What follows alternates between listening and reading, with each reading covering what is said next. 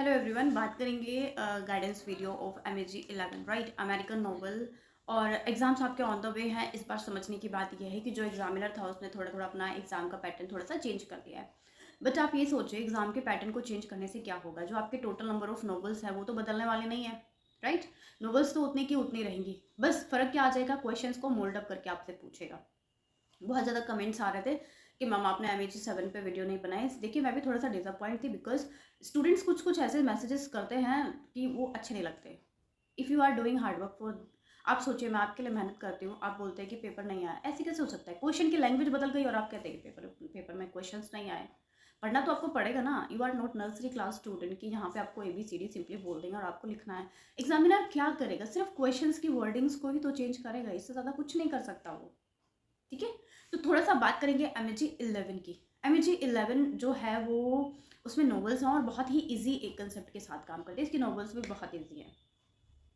सबसे पहले बात करते हैं कि कवर क्या करना है। Total number of novels, I think there are 9 novels, right. Total number of novels are 9। 9 में से last time I told you कि आप कोई भी 7 नॉवेल्स कर लीजिए, और मैं आज भी अपनी बात पे हूँ कि आप कोई भी 7 नॉवेल्स कर लीजिए। और सबसे इम्पॉर्टेंट बात ये कि 7 नॉवेल्स को करने के बाद जितने भी उसमें रिलेशन है, करेक्टर्स हैं, थीम्स हैं, टेक्निक्स हैं, इनको लेके आप थोड़ा सा गूगल पे सर्चअप कर लीजिए।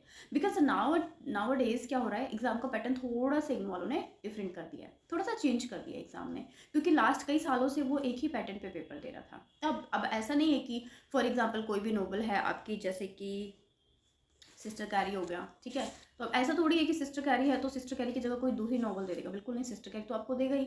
अगर आपने सिस्टर कैरी किया है तो आपको इससे रिलेटेड सारी चीज़ें पता होना चाहिए। तो अब नॉवल तो वही रहेंगी, बस क्वेश्चंस को देने का हो सकता है लैंग्वेज चेंज कर दे, ठीक है। पेपर का फॉर्मेट कैसा होता है? पेपर का फॉर्मेट होता है question number 1 is compulsory. Question number 1 में क्या पूछा जाता है? अमेरिकन नॉवल को लेके क्वेश्चन पूछा जाता है। अब आपको एक बात मैं आप अच्छे से बता दूँ, अमेरिकन नॉवल को लेके क्वेश्चन पूछा जाएगा, और आपकी ये बुक जो है MAG-11 पूरी ही अमेरिकन नॉवल है। क्वेश्चन पूछा जाता है, आपको स्टोरीज पता है क्योंकि आपने 7 नॉवेल्स को तो एटलीस्ट कवर किया ही है। तो वहां से आप क्या करेंगे, वहीं से आपको आंसर को फाइंड आउट करना है, किसी भी नॉवल का रेफरेंस देके उस चीज़ को समझाना है, ठीक है। जैसे कि अगर मैं बात करूँ कोई भी नॉवल, जैसे कि द ग्रेट गैट्सबी, ठीक है। तो द ग्रेट गैट्सबी से रिलेटेड कोई भी क्वेश्चन आता है तो वहाँ पे आपको क्या पता होना चाहिए? सारी चीज़ें पता होनी चाहिए। सबसे पहली बात तो क्या है, मेन चीज़ क्या है, स्टोरी पता होनी चाहिए नॉवल की। इस टाइम पीरियड के जो एग्जाम्स हो रहे हैं ना, उनको डील करने का बेस्ट वे यही है कि आपको नोवेल की स्टोरी पता होना चाहिए।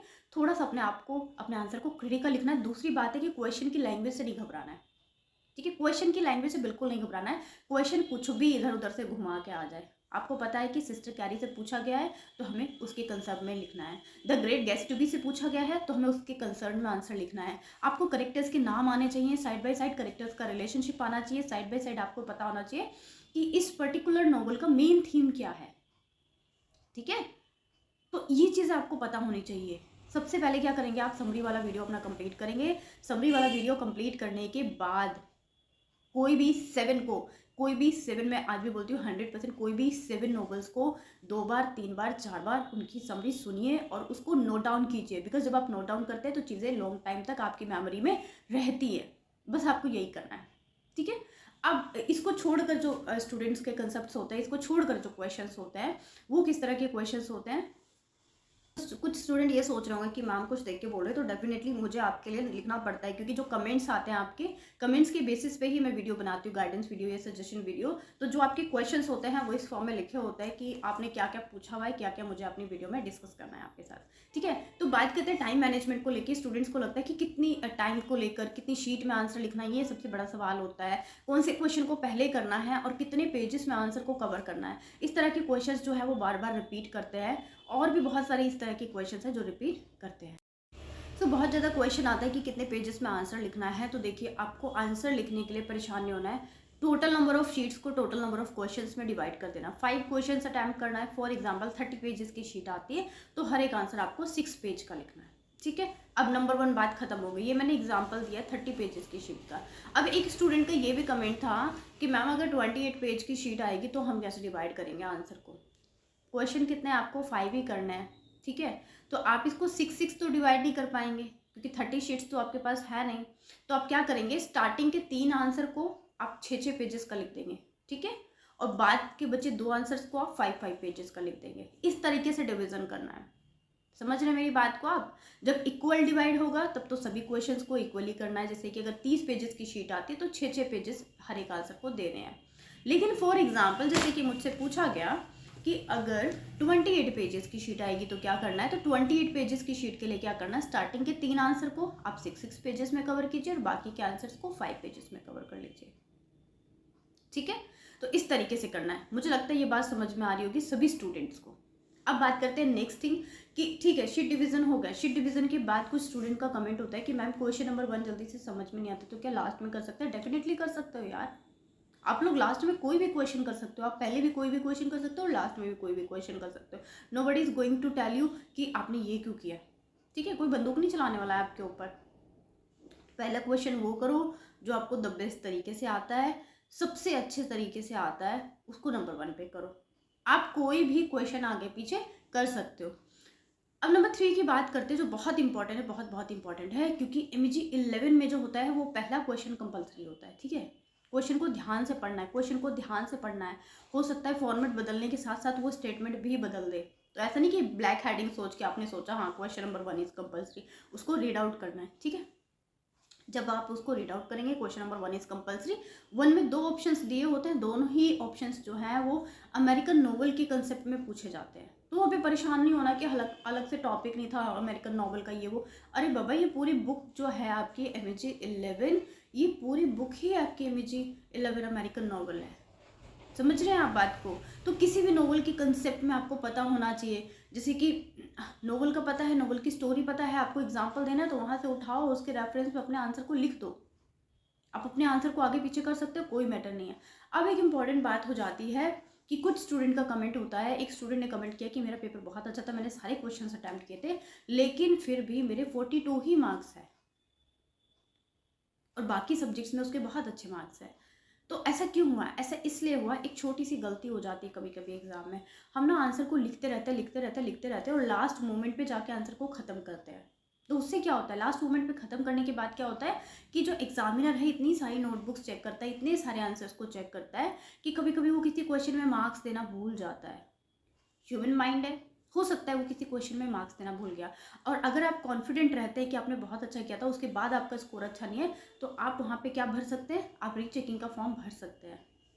ठीक है, एक फॉर्म फिल होता है रीचेकिंग का, आप उसको भर सकते हैं। और अगर आपका 2 साल कंप्लीट नहीं हुआ तो आप अपना क्या कर सकते हैं, दोबारा से एग्ज़ाम भी दे सकते हैं, इम्प्रूवमेंट एग्ज़ाम दे सकते हैं। एक बात हमेशा याद रखो, वैसे तो जब भी आप इम्प्रूवमेंट एग्ज़ाम देते हैं हमेशा उसमें इम्प्रूवमेंट एग्ज़ाम कहीं ना कहीं मेंशन कर दो। फ्रंट पे मेंशन करेंगे तो एग्जामिनर को पता चल जाएगा, लेकिन आपको ऐसा नहीं करना, फ्रंट पे नहीं करना। जब आप फर्स्ट शीट पे लिखते हैं ना, वहाँ पे ऊपर लिख दो इम्प्रूवमेंट एग्जाम। ये मैं आपको इसलिए बता रही हूँ ताकि एग्जामिनर जब आपकी शीट पढ़े तो उसको पता चल जाए कि बच्चे के प्रीवियस में कुछ प्रॉब्लम हुआ था, इसलिए वो इम्प्रूवमेंट एग्जाम दे रहा है, बच्चा इंटेलिजेंट है, ये एक मैसेज देता है। तो इस चीज़ को कभी भी उसमें इग्नोर ना करें। ये जितने भी क्वेश्चंस मैं आपके साथ डिस्कस करेंगे, ये सब क्वेश्चंस आप जैसे ही स्टूडेंट्स ने पूछे हुए हैं, उन्हीं क्वेश्चंस को आपके साथ में डील कर रही हूँ। सारे पॉइंट्स कवर हो गए। मुझे लगता है टाइम मैनेजमेंट आपको कैसे करना है। टाइम मैनेजमेंट में ध्यान रखना है कि जो क्वेश्चन नंबर 1 कोई भी क्वेश्चन आप अटेम्प्ट करते हैं तो उस टाइम पे हम लोगों की स्पीड अच्छी नहीं होती, किसी की भी स्पीड अच्छी नहीं होती। ठीक है, और ऊपर से विंटर टाइम में तो बिल्कुल अच्छी नहीं होती। तो फर्स्ट क्वेश्चन अगर आपका थोड़ा सा ज़्यादा टाइम ले रहा है ना, तो बाकी जितना भी टाइम आपके पास बचा है उसको टोटल क्वेश्चन में आप डिवाइड कर दो। सपोज आपके पास 2 घंटे बचे हैं, एग्जाम्पल दे रही हूँ मैं, 2 घंटे का मतलब 120 मिनट्स। 120 मिनट्स में आपको कितने क्वेश्चंस अटैम्प्ट करने हैं? आपको 4 क्वेश्चंस अटैम्प्ट करने हैं। How many questions you have to attempt? अब जो पॉइंट है वो सबसे ज़्यादा इंपॉर्टेंट है कि अब पेपर को अटैम्प्ट करने की बात आ गई है। 3 तरह के स्टूडेंट्स होते हैं। देखिए, एक स्टूडेंट वो होता है जिसको पूरा सिलेबस अच्छे से याद है, उसने नॉवेल्स को बहुत अच्छे से कवर किया है, वो एज इट इज़ क्वेश्चंस लिख सकता है। जैसे कि अगर पूछा गया है discuss the themes of the last of Mohicans, तो student is able to write the themes of the last of Mohicans, और वो बहुत अच्छे से अपने पेपर को ऑर्गेनाइज कर सकता है। ये वो स्टूडेंट होता है जिसने कम से कम 2 महीने पढ़ाई की होती है पेपर से पहले। ठीक है, अब दूसरे तरह के स्टूडेंट में वो स्टूडेंट आते हैं जिन्होंने क्या किया है, 1 हफ्ते या 10 दिन पहले पढ़ाई की है और उनको टॉपिक्स आते हैं और एग्जैक्ट आंसर वो नहीं लिख पा रहे होते पेपर में। तो कभी कभी क्या होता है, इनको समझ में नहीं आ रहा होता किस में क्या लिखना है। जब समझ में नहीं आएगा तो उस कंडीशन में आपको क्या लिखना है, सबसे पहले आपको उसका नाम तो पता है ना, नॉवल है उसका नाम पता है, उसको किसने लिखा उसके बारे में लिखो और शॉर्ट सा ग्लिम दो। उसके बाद आपको उस टाइटल से रिलेटेड जो भी समझ में आ रहा है, सपोज टाइटल का क्वेश्चन है तो टाइटल से रिलेटेड जो भी जितना आप समझ पा रहे हैं, जितना आपने, क्योंकि आपने तो कुछ तो पढ़ाई की है, तो आपको उसको लिखना है और लास्ट में जाके एक समरी देनी है। क्योंकि जब आप, और उसमें ना करेक्टर का भी एक कॉलम बना दो ताकि करेक्टर के नाम लिखोगे, करेक्टर्स का रिलेशन लिखोगे आपस में, तो उससे भी क्या होगा, एक एक एक आपका शीट भी प्रेजेंटेशन वे अच्छी होगी। और दूसरी बात क्या है कि आपका प्रॉपर थोड़ा सा मैनेज लगेगा। तो उसमें आपको जो भी चीज़ें आती है, आपको टाइटल आता है, आपको थीम्स आता है, आपको उसके अंदर जो आयरनी वगैरह यूज़ की गई है वो आती है, और समरी तो आपको आती होगी क्योंकि आपने 15 डे तो पढ़ाई है, समरी आपको आती है, तो वो लिखना है, लास्ट में कंक्लूजन देना है। अब थर्ड में ऐसे स्टूडेंट आते हैं जिन्होंने 1 दिन पहले या 2 दिन पहले किताब उठाई है, ठीक है, चाहे वो हाउसवाइफ हो, चाहे वो वर्किंग हो, चाहे वो जॉब वाले हो, कोई भी है, और उन्होंने अब किताब उठाई है, वो कोई भी 7 को पढ़ लेंगे और 7 की जो स्टोरी है वो उनके माइंड में चल रही है, लेकिन अब वो एग्जैक्ट क्वेश्चन को डील नहीं कर पा रहे हैं, ठीक है। ये तो अब थीम्स पूछ ली, टेक्निक्स पूछ ली, या फिर सेंट्रल आइडिया पूछ लिया, वो उसको डिफाइन नहीं कर पा रहे, क्योंकि 2 दिन की पढ़ाई में आप एग्जैक्ट क्वेश्चन को डील कैसे कर पाएंगे, आई डोंट थिंक सो। और मैं इस चीज़ को कभी भी अलाउ नहीं करती कि आपको 1 दिन पढ़ के पेपर देना है। एटलीस्ट आप अपने एग्ज़ाम को 1 से 2 महीना दीजिए। जब आप फॉर ग्रांटेड एग्जाम्स को लेते हैं ना, तो रिजल्ट भी आपको फॉर ग्रांटेड ही आता है। ये लास्ट टाइप के स्टूडेंट के लिए है जिसने ज़्यादा पढ़ाई नहीं की है। कुछ का जेन्युइन रीज़न होता है कि ऑफिस की वजह से, या हाउस वाइफ है, या कुछ और प्रॉब्लम हो गई, बीमार हो गए। जेन्युइन रीज़न को छोड़कर इस तरह की चीज़ें होती है। कुछ जेन्युइन रीज़न होते हैं इसकी वजह से नहीं पढ़ पाते, कुछ जानबूझ के नहीं पढ़ पाते क्योंकि उनको व्हाट्सअप, फेसबुक और इंस्टा चलाना होता है।